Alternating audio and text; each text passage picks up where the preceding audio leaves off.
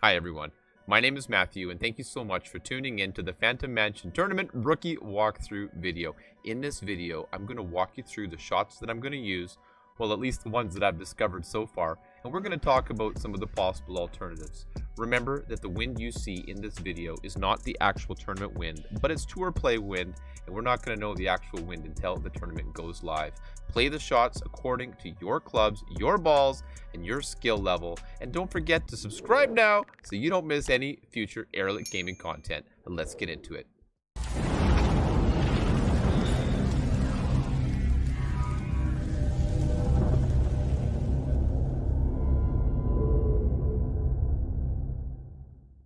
Alright, hello everyone. Welcome to hole number 1, a par 4 here. I'm going to be playing this shot with an extra mile and a power 1 ball, such as a Navigator or a Quasar. I did choose a Quasar this time, but you don't technically need the full, side spin of this ball. So a Navigator I think would work perfectly, as well as setting us up very nicely on the second shot.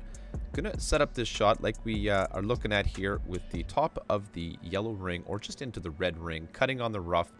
And aiming point is really between these two bushes. You can see there's a decent gap between the two. Going to adjust here, 10% max elevation. And you see that we're going to give the shot a little bit of curl, anywhere from about a quarter to a third of left curl. And I would aim, to go maybe even a half a ball of left curl, because you're going to see here this fairway does slant quite considerably from the left to the right. And I did get lucky this time. However, that was pretty close. You don't want to get that close when the shots really matter. So second shot here, we're going to bring a short iron. I like the thorn, but we don't need a ton of backspin for this shot. So really, whatever works for you. I'm going to set it up with 15% min. It seems to be where I've come the closest. Now, I did hit perfect on other examples, but I just wanted to bring this shot to the video because of the drive. I thought was really helpful to see how that ball slants down. So sadly, you're going to see me hit great here, which is a shameful moment indeed. However, this is the real world and we are having fun playing this game. So about a half a bar of backspin, 15% min. I think we're going to drop it when it counts. Good luck on hole. All right, let's go on to hole number 2. This one here is a par 3. Sets up reasonably straightforward. I'm bringing a power 1 Quasar here with my backbone, and I'm going to adjust this shot for 10% maximum distance. Now, ultimately, this fairway and all the landing positions on it are a little bit inconsistent. It's a bit of a sloping elevation here. It's a little bit challenging, but about 3/4 of a bar of backspin here in this crosswind setting. And I've got the red ring almost touching the rough on the right. It's really a matter of finding a nice solid landing position, and then we're going to just sort of tweak the winds accordingly, or tweak the spins accordingly to the wind. Luckily though, for this one, we get ourselves a nice roll, just a little ring around the rosy. Good luck on hole number 2. All right, here we go on to hole number 3, par 5. I'm setting up this first example ultimately with the Titan ball. And we're going to go with the extra mile, and I'm going to adjust that shot at 10% max.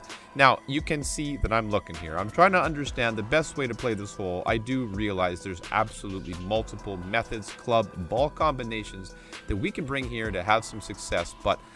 So what I did here is I really wanted to bring the quarterback with the horizon, because I think if I played this middle shot here with this drive, now it works out fine to give it a couple bars of backspin and use the extra mile. Now, of course, if we didn't have headwind, I would have not clipped the rough and this would have rolled a little further. But I think coming down the middle here, we want to use an accurate club such as the quarterback or the rock. And what that's going to do is help us to get a consistent drive yardage, as well as, a little bit more distance there. And the idea is here with the second shot, now I think this is going to be a horizon play, to have a second rough bump directly up and to the pin for albatross, which would be obviously ideal. Now, with this lower level sniper, I still did manage to come up with a half decent play, and I think you could play this with a higher level sniper just the same. We only need about a bar or 2 more of topspin to really pull it off, but I wanted to try just to kind of see how it plays. I played the drive at 10%, second shot here 10%. Another way that you could go up the middle would be with a big dog. And just play it to go for eagle. It's going to give you a couple bars of backspin up and over that last set of hazards. So here we go, though. Makes for a nice shot. get that first bounce up and over, a little bump and roll. I'd say maybe 2 to 3 more bars of topspin there, and we've really got to play for rough bumps. So looks like a horizon play to me. Okay, so last example here for hole number 3, but I really wanted to try this one, going to the left or going to the right. Now, my initial plan was to bring a power 3 ball, and I think if I had a little bit more power on the driver, we would have been able to play it here on the left side with this wind condition, but, or a more powerful ball, as you can see here in just a moment. Again, if we had a nice tailwind there, northeast wind, that would have been a lovely position. Here, if we had some northwest wind, I think the Titan ball play is going to be absolutely excellent. Maybe even a spot for a kingmaker to get a little more left spin, but I opted to bring the Zerk, and I thought, it's going to help me get up and over a little bit easier, and going to give me a chance to see how it plays from the second shot. So playing the Zerk here, 10%, a little bit of left curl, just to avoid the roll out into the rough on the second shot. However, we just clipped that rough boy. We missed that bunker just by a hair. However, puts us up on the fairway and gives us a nice look for a second shot. This second shot here, I'm also playing at 10%. Now, you see that we are in about mid-distance with the sniper. So I center up that green ring in the rough, and we're going to get the spin to the pin, which here is just about a bar of topspin. Not quite. Sniper plays really nicely here, even the low-level sniper, which is something helpful in rookie, because I know going to be some folks trying to play this shot with a Viper. I think it's absolutely makeable as well. So keep that in mind. Maybe even a good hammerhead play here. All depends on the level of clubs in your bag and your comfort level. No reason you can't bounce it up and over here as well. But I like the rough bump. Helps to cut down on that secondary wind effect on the second bounce. Good little chance for a drop here. Welcome to hole number 4. This is a par 3 that I have yet to drop. The only one, in fact, that I haven't dropped. Setting up this time with a marlin ball and a sniper. And we're just about in the minimum distance of this club. So I'm playing at the shot at 20%. Got a couple of bars of backspin here in this head, kind of crosswind, headwind type of scenario. So keep that in mind. Bottom of the red ring, I'm kind of using the bunker there as a reference point. Probably should be centering it up nicely between the 2 bunkers to give ourselves a consistent landing position. But that white ring, as you can see, is dipping down in on the right bunker. Give it a setup here. I think this is one that we're going to dial in, but I'm not quite there yet. But we're very, very close to getting a drop here on hole number 4.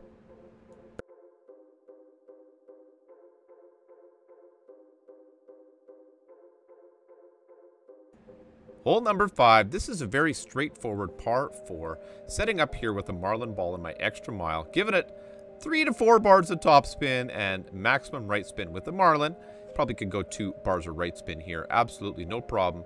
Like I said, 10% max, 3 to 4 bars of topspin, 1 to 2 bars of right spin. The top red ring, we got it cutting the rough there. And I think for this ball anyway, a tiny little bit of right curl just to keep it away from that left rough. Sets us up nicely here to come on in for the second shot with a long iron such as a backbone. I'm going to play this backbone attempt here with 20% elevation at maximum distance, as you can see right on the line there. Setting it up with this crosswind. Once again, 2.5 bars of back looks to be about the play for me here. I do think we probably could have used just a tiny little bit more elevation on this play.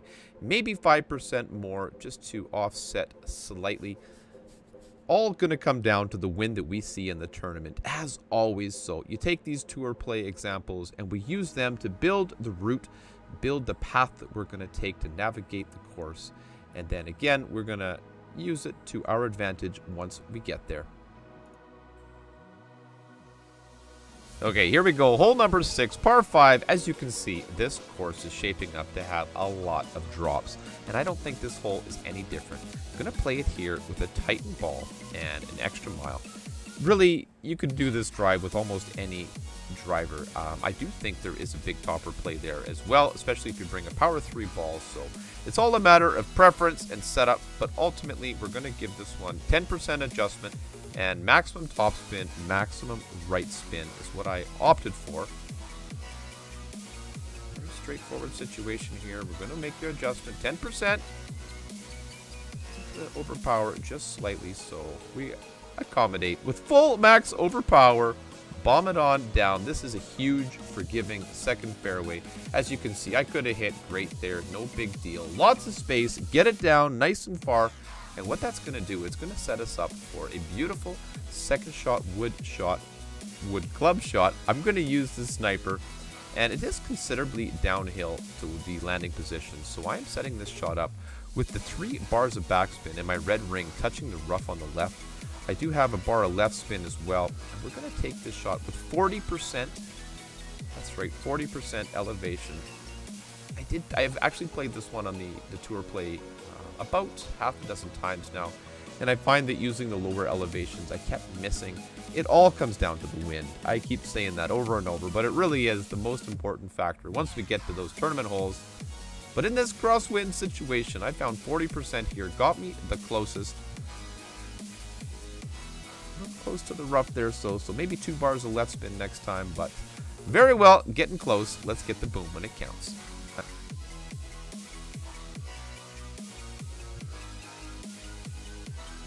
So here we are, hole number 7. So far, this has been the par 3 that has treated me the absolute best in my practice and adventure round, if you want to call it that. As you can see, Marlin Sniper here. I'm playing this shot at 10% mid-distance, giving it 3 bars of backspin, or maximum backspin for a level 5 sniper. And in this crosswind, it seems to set up very well with the middle of the green ring, just in between the fairway and the bunker. Easy does it. Now, obviously, this is a forgiving wind, but the setup is the same. Get that perfect. We got ourselves a really, really good opportunity for an extra drop here on hole number 7. Awesome. So let's go on to hole number 8, the final par 4. And, you know, the trend of this course, this tournament, is we got to get the drops because they are absolutely there for the taking. Marlin, extra mile. Going to go 3 bars of topspin here. 3 to 4 bars of topspin, depending on the wind. Definitely could have gone the full 4 here. 1 bar of left spin. And I'm just using the rough line there as an adjustment guide. But adjusting that shot for 10% max is the play. Up from the first fairway, bounce over the rough into the second fairway. It gives ourselves a nice look at the pin for a second shot. I do see potential here for a far more aggressive drive, but happy to play it safe and give ourselves a nice second look. Set up this shot here. Now you can see the landing position is quite far down. I played this shot at 30% minimum distance with my backbone. And I'm basically using the bottom of the yellow ring, touching the rough as a guideline. And I end up going with 5 bars of backspin here. Now I realize that not all backbones are going to have that. Hey, maybe you got a Grim Reaper. Maybe you have another long iron in the bag that can give you that. Or we may have to play a different path. But so far, this has been setting up for me really nicely. Well, anyway, 5 backspin in the headwind. We're going to need a little more if you got tailwind. You know what to do. You got to work with the wind that we're given. But 30% min here worked out just fine. So now we have our final par 5 of the tournament. And I really think this is the tournament of like large second shot elevations. But the first shot here sets up nicely. Titan ball, extra mile, 10% max. I'm going to give this one maximum top spin, maximum right spin, and especially in this headwind condition, we're going to give this shot max OP. Now, if we have tailwind here, we're probably not going to need to use max OP. Be aware, this is just playing the course and playing the wind as it is. But nonetheless, if we hit perfect here, gives us a decent look at how this is going to come out. Off that second fairway pad, roll it up third fairway, way over the bunkers. Up and down we go. Not a bad look there to set us up for a second shot alba chance. Now, like I said about large elevations, this sniper shot, I'm setting this one up at 40%, and we are in minimum distance, or that's the way I'm playing it anyway. 3 bars of backspin, about a bar of left spin, just to stay off that rough line a little bit. We are using the rough line to line up the yellow ring as a bit of a guide. Second bounce, you can see just before the fringe. So many crosswinds in these examples, but that's just the way it's been going for me in my practice rounds. I'm going to keep practicing, but it's been so much fun bringing this video together to share it with each and every one of you. I can't wait to get into the tournament, have a little fun, inch a little bit closer to the Erelic Gaming YouTube channel goal of 5,000 subscribers, where we're going to give away 2 iPads. I can't wait. Have you subscribed? Oh, just about. Come on, baby. We're going to drop it when it counts. Good luck in the Phantom Mansion Tournament. Thank you so much for taking the time to tune in to my Phantom Mansion Tournament rookie walkthrough video. If you have any comments, questions, or concerns, leave them in the comment section below. Don't forget to hit subscribe now so you don't miss any future content or giveaways. Good luck in the tournament. Thanks for watching.